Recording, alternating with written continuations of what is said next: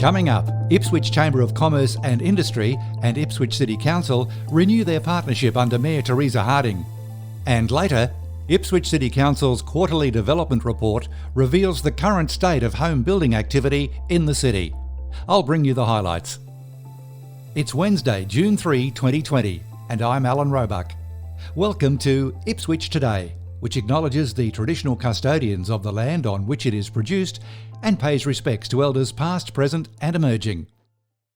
This podcast is supported by Kinetics, people-powered web hosting trusted by Australians since 1999. It was a shaky 18 months or so for the relationship between Ipswich Chamber of Commerce and Ipswich City Council when it was under administration. Chamber President Phillip Bell didn't hold back on his criticism when I spoke with him during the election campaign on the 7th of March. The first year in our 115-year history where we don't enjoy the partnership support with our local council, and that is extremely disappointing. In fact, the only support that we're able to achieve in working with council now requires, as I understand it, a 60-day approval and turnaround process. Now, the important thing to understand about that is that business moves faster than that. So whatever the emerging issues are for business, we as a Chamber of Commerce need to be dynamic, we need to move quickly, and we need to move in to provide support to business where and when it's required. Thankfully, things have improved significantly, judging by recent public statements from the Mayor and the Chamber. This week there were further meetings which have flagged a more positive way forward. To explain more, I'm joined by Chamber President Phil Bell. Thanks for talking to Ipswich Today, Phil. Thanks, Alan. It's great to be with you again. The last time we spoke, Phil, the Chamber's relationship with Council had fractured somewhat. Since the election, what's been happening to rebuild that confidence and that relationship with Council? Yeah, Alan, so it's fair to say that there were some challenges, not just for business, but right across the community in the transition from an administrator through a council election, which was challenging again, given the COVID-19 context, but now through to the situation we find ourselves in currently, which is a newly elected council, a new mayor, clearly a new vision, a new level of collaboration and community engagement. It's fair to say that aside from the stability which the new council is providing, there's an incredible amount of goodwill and I think positivity for the future of Ipswich generally. This week you also had a joint meeting with the Mayor and the Queensland Small Business Commissioner Marie Adshead. First of all, I think this role is temporary. Can you tell us what the role of the Commissioner is? Yeah, so the role of the Commissioner is largely to support business through the very challenging COVID-19 recovery process. It's been long argued that the Commissioner can assist in a range of, negotiation and mediation and disputes. But in particular, there's a significant role that the Commissioner can play in, interpreting and understanding the mandatory code of conduct in relation to leasing, and that includes commercial leasing for business, advocating and supporting not only tenants in those arrangements, but also landlords who we must recognise are usually business people who can be similarly affected by the consequences of COVID-19. What else was to come from those talks, Phil? Yeah, so aside from understanding and being able to communicate with our members about where the Commissioner can play a role in supporting business, tenants and landlords, there's absolutely a commitment for the Commissioner to understand the more immediate challenges of COVID-19 and the consequences of that for business. But also, I was really pleased with the way the Commissioner sought to deeply understand what the pathway out of recovery from COVID-19 looks like. So what are the best means of support for business and how we map and understand, a post-COVID-19 world, recognising, of course, that I think everyone would realise things will never be the same again. Business has adapted and is continuing to adapt, and what we look like as a business community on the other side is likely to be quite different to before. Well, with COVID-19, I assume all businesses are affected to some degree. What's your take on the situation broadly across Ipswich? Yeah, good question, Alan. There's still a lot of pain. The adjustment, I guess, to the support packages has been challenging. not only in terms of understanding them and applying them, but as I said, there's a large amount of challenges in the fixed cost space around utilities and rates and leases that business owners and managers need to map and understand their way through, and also understand the way in which those support packages such as JobKeeper can continue to support business on the road out beyond COVID-19. So there is a lot of pain currently. It's fair to say that hasn't gone away, but indeed a lot of the support packages, in fairness, it's true to say, have also saved businesses and will enable them to, I think, transition out of this disruption in a quite a measured way. Well, despite the pandemic, the Chamber continues to grow in membership, and particularly the diversity of businesses that are coming into the membership. How has this changed and evolved over the last 5 years? Yeah, well, I think that's above all else, Alan, and I know I've shared my views on this with you before.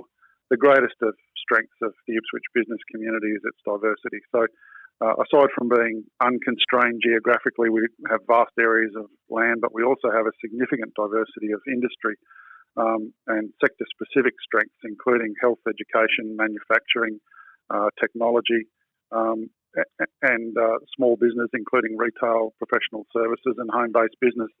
The diversity of the business community is what gives us strength, and now that diversity is continuing to grow. As the community evolves, and we're seeing significant growth in residential and commercial development, so does the business community, and business has a fantastic and amazing way of finding opportunities and realising them, Alan, and that's what I think is worthwhile being excited about in the business space in the Ipswich region. With the limitations on social distancing and gatherings, how have you been able to continue to serve the membership during this time? Yeah, again, a very good question. It's I'm well supported by a fantastic board of volunteers on the Ipswich Chamber of Commerce, and a while ago the Chamber settled upon a strategy which involved connect, inform, and advocate. Now, it's important to also note that the networking aspect of the Chamber's services and activities is really only it's less than a third of what we deliver to our members and to the business community generally. So while there has been, it's true to say, an adjustment in a reduction in the amount of opportunity for face-to-face networking, we as a Chamber pride ourselves on the way we're able to very rapidly and dynamically disseminate information. And in times of crisis, including floods, natural disasters and pandemics, Alan, that kind of information can be really meaningful. So we've simply transitioned our resources across to providing meaningful digital content that members and the business community generally can access to help them navigate their way through this crisis. And what's new on the horizon that you can tell us about today, Phil? Well, I'm pleased to say to your earlier question around the engagement and partnerships with Ipswich City Council, we're talking and working together more closely than we have been in the last several years, and that has resulted in some great collaboration around supporting business with understanding, I guess, the constraints in coming out of the COVID-19 crisis.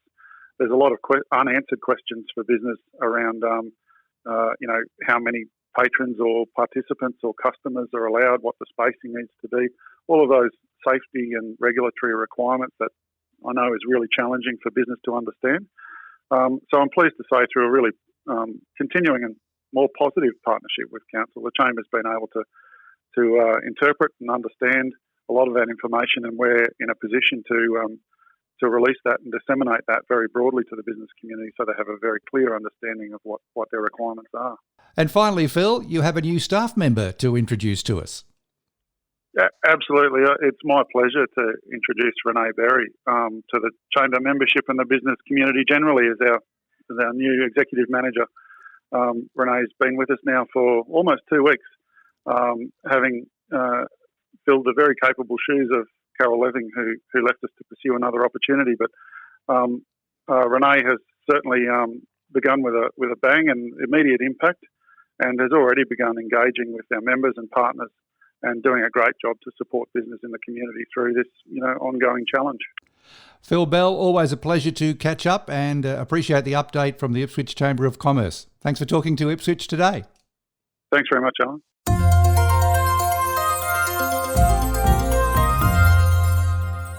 Ipswich recorded a population increase of 1,400 new residents in the March quarter, taking the city's population to just shy of 227,000.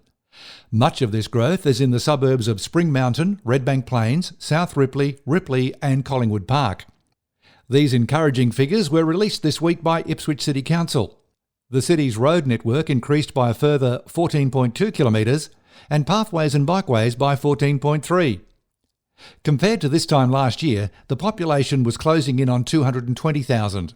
The same 5 suburbs were the growth hotspots 12 months ago. The increase in the number of dwellings in the top 5 suburbs in the first quarter of 2020 is down to 289 when compared to the same period last year, which came in at 394. Again, compared to the March quarter of last year, there's been a more than doubling in the number of new lots approved in the first 3 months of 2020. There's been more than 2,000 plumbing inspections carried out, and just over 11,000 school immunisations in the first 3 months of this year.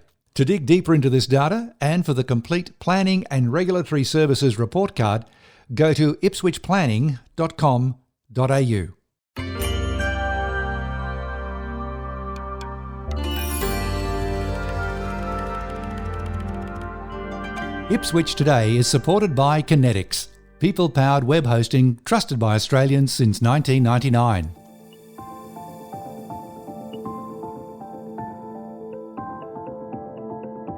You can share this podcast from your favourite app or play Ipswich Today from your smart speaker.